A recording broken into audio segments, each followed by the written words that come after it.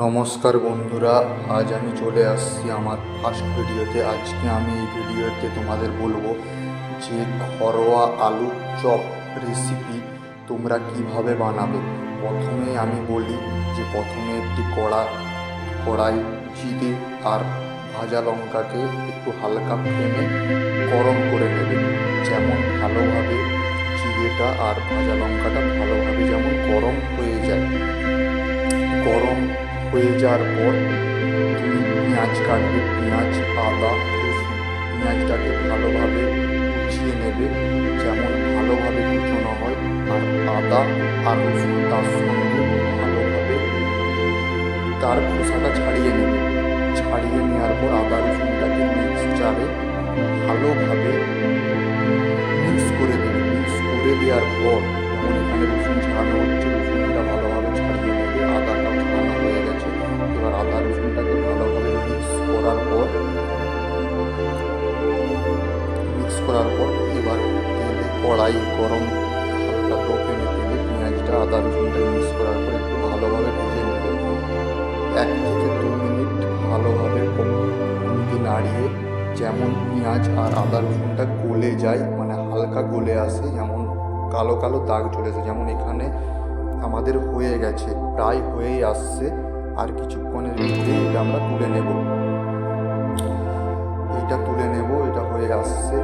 আর তুলে নেওয়ার পর আলু প্রথম থেকে সিদ্ধ করে নামবে। আমাদের এখানে সিদ্ধ করা ছিল, তাই আলুটাকে ভালোভাবে থেতো করে নেবে, যেমন আলুর শক্ত ভাবটা না থাকে। তারপর ওই যে জিরে, লঙ্কা, পেঁয়াজ সব একসাথে মিক্সড করবে, ভালোভাবে মিক্সড করবে। যেমন আমার মা মিক্সড করবে, ভালোভাবে মিক্সড করবে, যেমন কোনো শক্ত ভাব না আসে। যেমন পেঁয়াজ, আদা, জিরে, ভাজা লঙ্কা যেমন একসাথে ভালোভাবে মিক্সড হয়। এবার মিক্সড হয়ে যাওয়ার পর ছোটো ছোটো লিচি করে নেবে, গোল গোল লিচি করে নেবে। যেমন এখানে লিচি বানানো স্টার্ট হয়ে গেছে। লিচি বানানোর পর ওইটাকে হালকাভাবে চ্যাপ্টা করে নেবে। চ্যাপ্টা করে নিলে ওই বেসনে দিয়ে ছাড়তে সুবিধা হয়। গোল তো ছাড়লে আর কম হবে না, সেই জন্য ছাড়তে সুবিধা হয়। আলুটাকে ভালোভাবে যেমন চ্যাপ্টা হওয়ার কাজ কমপ্লিট।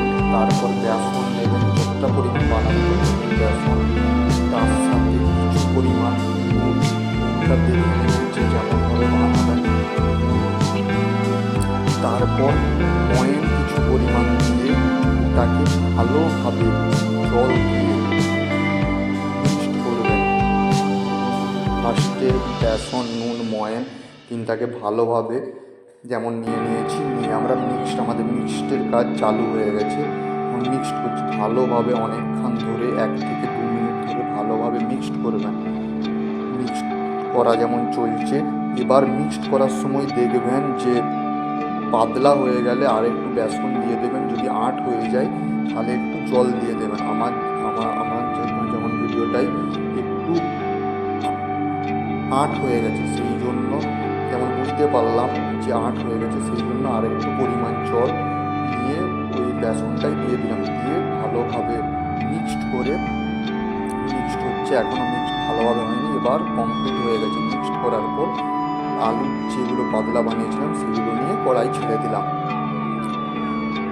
কড়াই ছাড়ার পর লো ফ্লেমেই সব কাজ করবেন, কারণ লো ফ্লেমে করলে পুড়ে যাওয়াটা থাকে না, সেই জন্য লো ফ্লেমেই করবেন।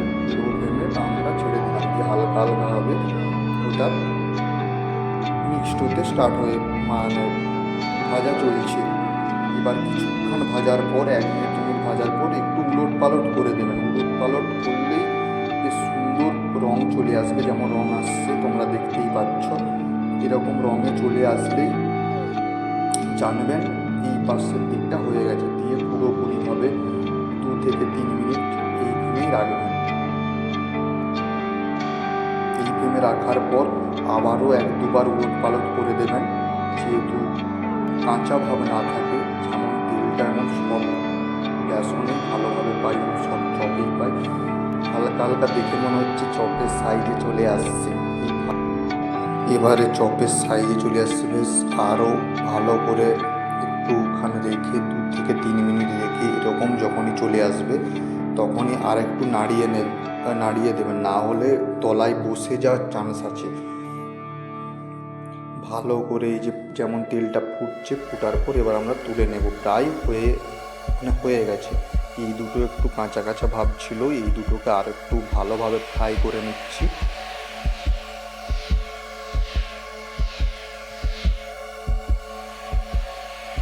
ফ্রাই করে নেওয়া প্রায় হয়ে গেছে। হয়ে যাওয়ার পর দেখুন যে আমাদের চপ কেমন হয়েছে। চপ কিন্তু দেখে বেশ ভালোই লাগছে, খেয়েও ভালোই লাগবে। যারা যারা এখন এত দূরখানি ভিডিওটা দেখছেন তারা ভিডিওটিকে লাইক করবেন, সাবস্ক্রাইব করবেন।